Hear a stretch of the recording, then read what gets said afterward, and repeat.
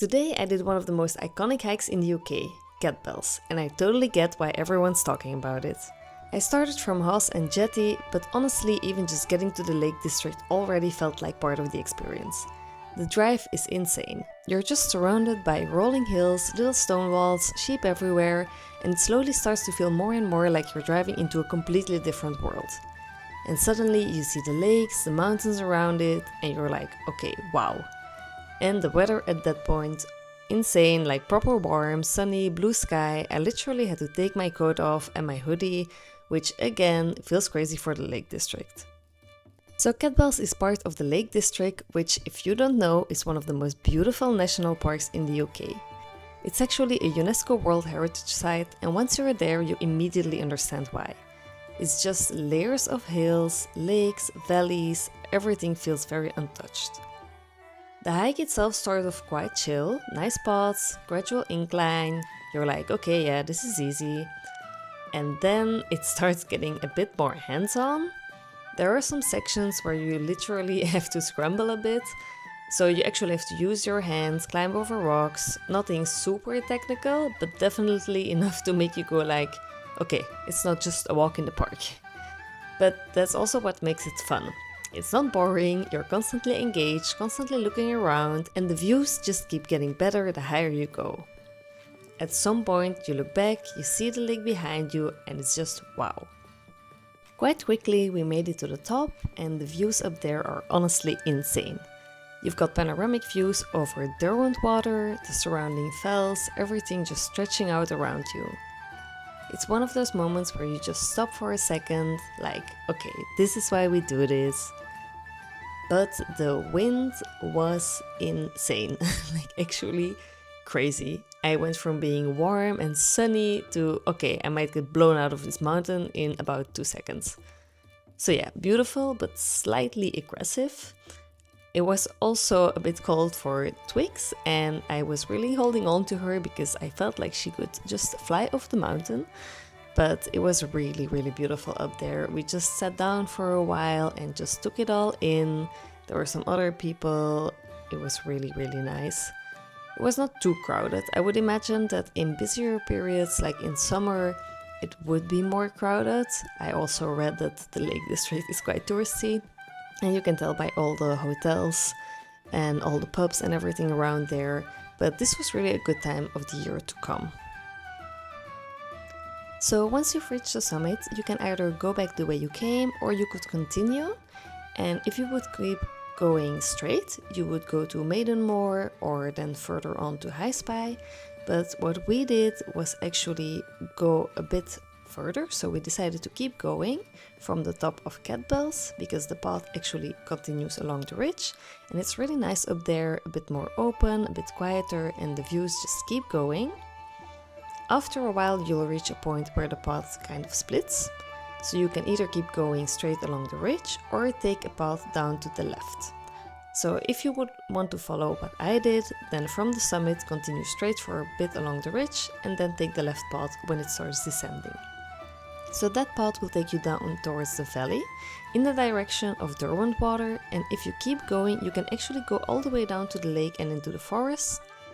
I didn't go all the way down though, instead I kind of followed the slope and then cut back along the side of the fell, so you stay higher up rather than dropping all the way down to the water.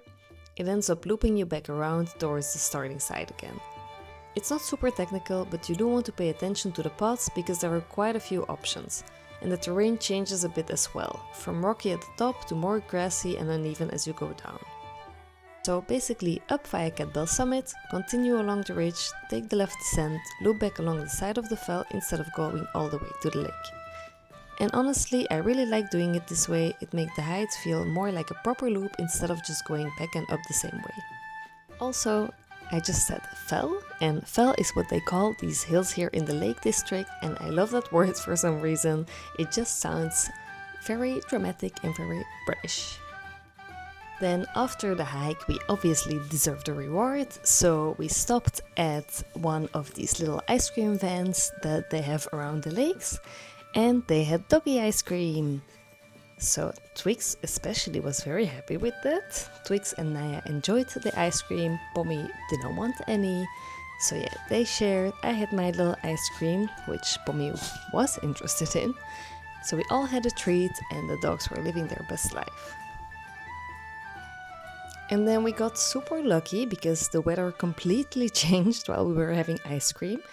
It started raining, so from warm and sunny it went to rain, fog, grey skies, classic British weather. So instead of going straight to Buttermere like I planned, I drove around a bit because I also really like this type of weather here because it really adds to the gloomy vibe, and especially if you're driving, it really gives that special something. So I drove through Keswick, which is a cute little town, and then I went through Honister Pass. And that drive is insane. Like proper Lord of the Rings vibes, steep roads, dramatic landscapes, mist coming in. It felt like we were in a movie. It was honestly so cool. It really gave me the Scotland vibes already. So I actually didn't know you had this in lower parts of the UK, so I was really pleasantly surprised. And of course there were a lot more sheep. Sometimes they were just standing in the middle of the road, not moving or a bit startled, but also not really going out of the way. They didn't seem too bothered, just existing. And Naya was very interested in all of it. Fully alert, watching everything. She even tried to get out of the window when I opened it a little bit. So yeah, she was really mesmerized by the sheep, and I loved watching her. Very cute. Even though what she wants to do with them is probably not that cute. So I drove past Buttermere and I really wanted to stop for sunset, but the weather just wasn't it. It was lots of rain, fog, dogs were exhausted, I was also exhausted, but in the best way. And honestly, days like this are exactly why I love traveling like this. Nothing goes exactly to plan, but it always turns into something better.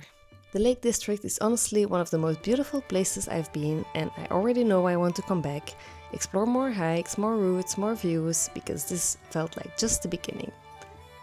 So I actually read that a lot of writers were inspired by the Lake District, such as Alfred Wainwright and Beatrix Potter, and honestly the whole area just feels magical. I get why so many writers and poets were inspired by this place. It just has that kind of energy, soft but powerful at the same time. Everything is green but in different shades. The light changes constantly, clouds move fast, shadows shift. It never looks the same for more than a few minutes. And I feel like this is one of the places I could come back to again and again and never get bored. There are so many hikes here, different routes, different views, different vibes. This was just one small part of it, and I would really love to come back in the future and do a lot more hikes, probably just stay in the Lake District for a while. If you liked this video, then please hit the like button and subscribe to our channel so you can follow the rest of our journey. Tomorrow we're going to Edinburgh, and I'm very excited because that will be the start of our 2 weeks in Scotland.